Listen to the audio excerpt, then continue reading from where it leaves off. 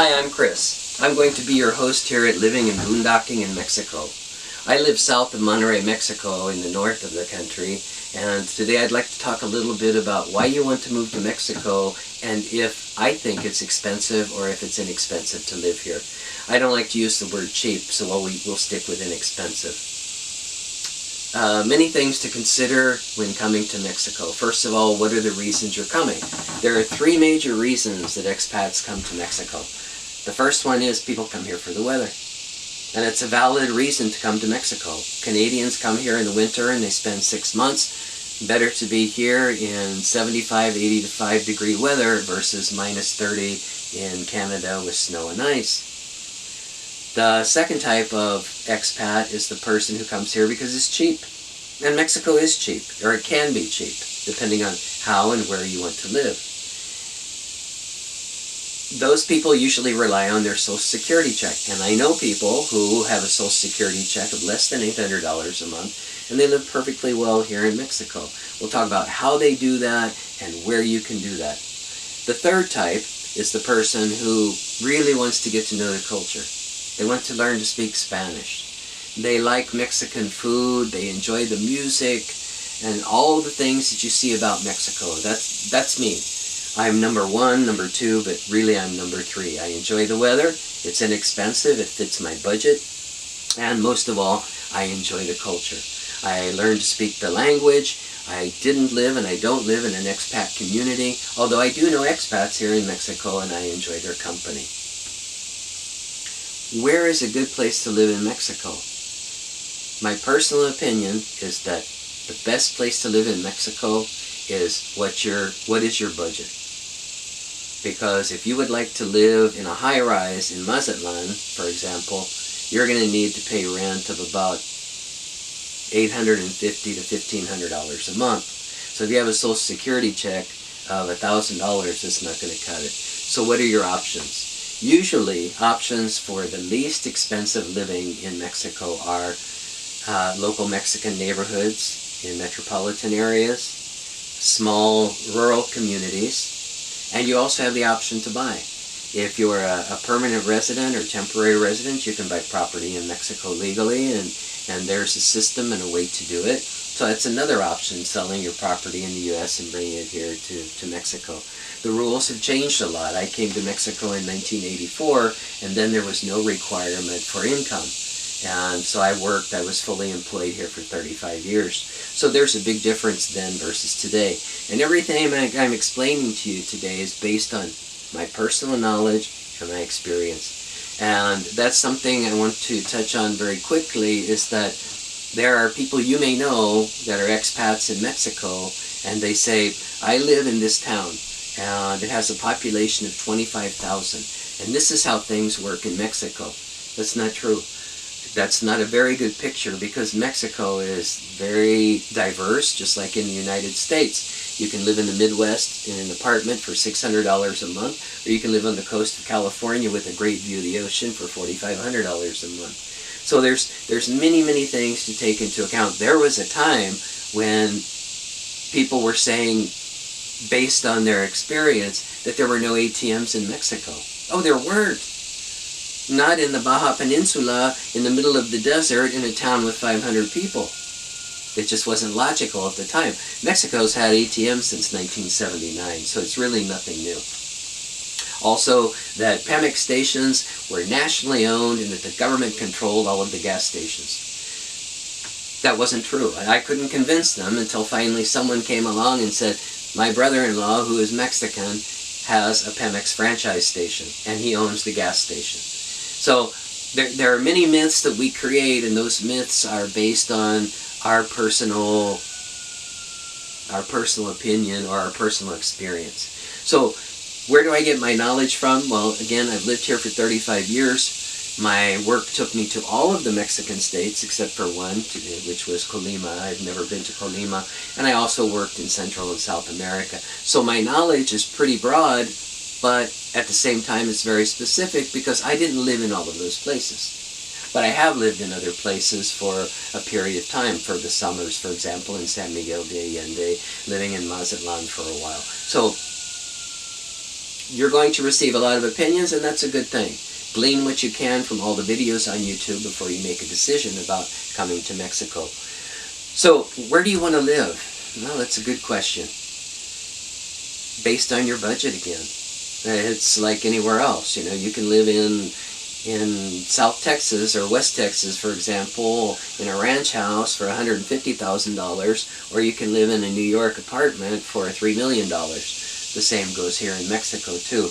But there are lots of options. I found a house the other day in Monterrey, for a brand new house, for $75 a month. And this house is 2-story, 2-bedroom, 1-bath, but it's only 550 square feet. So you're saying, well, how can that be? Well, that's for another video, but those are federally funded housing projects that are open to the public. In other words, my first house was one of those houses back in 1985. That's an option. Would I want to live there? No. But if I had a Social Security check of $600, that would probably be my best option. And it would be okay. It's a new house. You could fix it up. You could make arrangements with the owner to make changes to make it comfortable for you. But it's the surrounding neighborhood that would be a bit uncomfortable, because it'd be very high density, very low income, and very low educational level. So just like anywhere, you know, that affects how people act and live and the things that they do. There are other places to live. You can live, for example, here in Monterey, you can find a very nice 1-bedroom apartment for $450 a month, or you can buy a condominium in a high-rise for $3 million. So again, it all depends on budget more than anything else. Do you want to live at the beach? Do you want to live in the mountains? Do you want to live in the country? Do you want to live in a small town? Some people enjoy big cities. I know if I were to live in a big city, I'd want to live in Guadalajara, or I'd live in Monterrey. It's very convenient, it's very comfortable. I live 30 miles south out in the country, so it's very easy for me to, if there's something I want to do or need to do, I can do that. I have access to good health care and the hospitals and the clinics and all of that.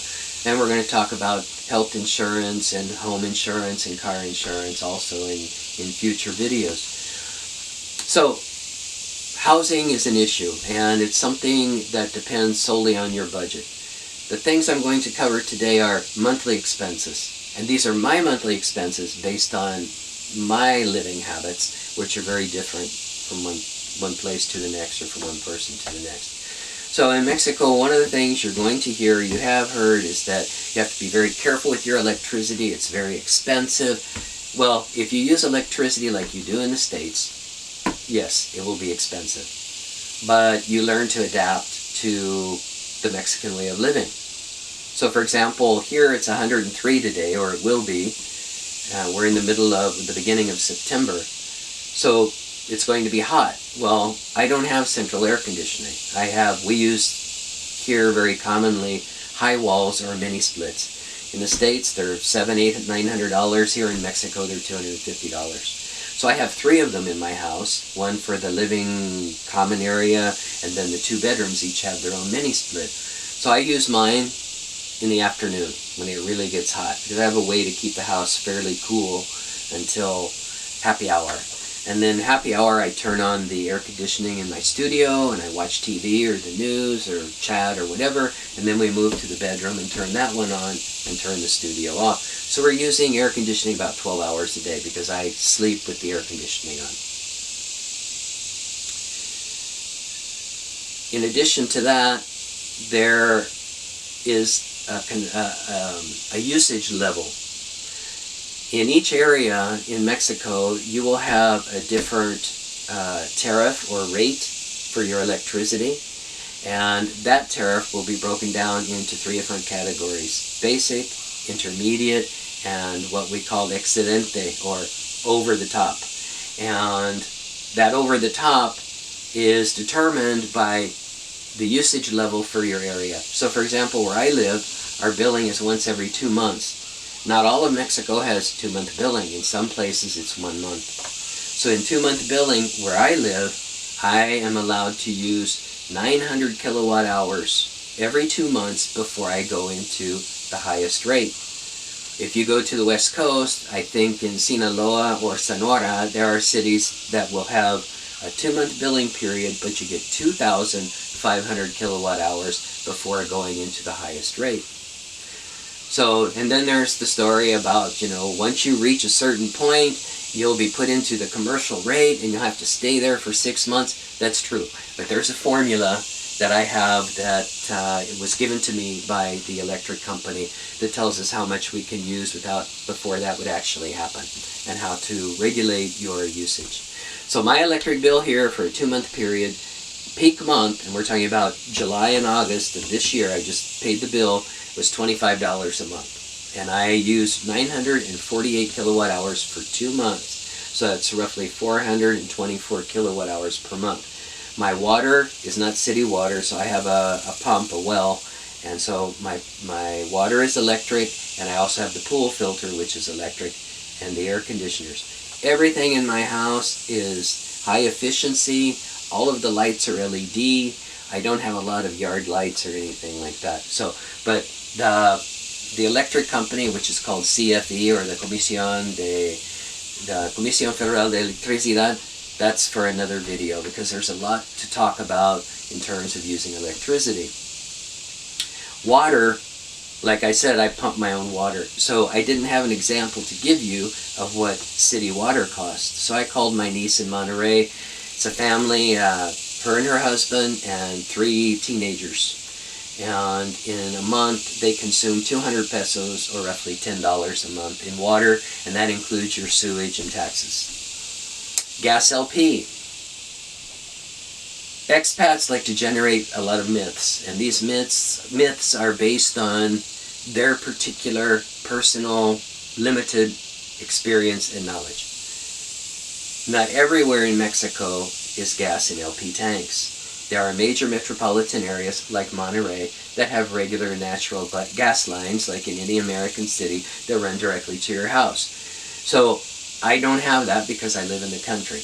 I use every year 4 45 kilo tanks of gas LP, and that's for cooking, my on-demand water heater, and in the winter, December and January, it gets down to freezing here sometimes at night, and I like to be warm. I use my high walls.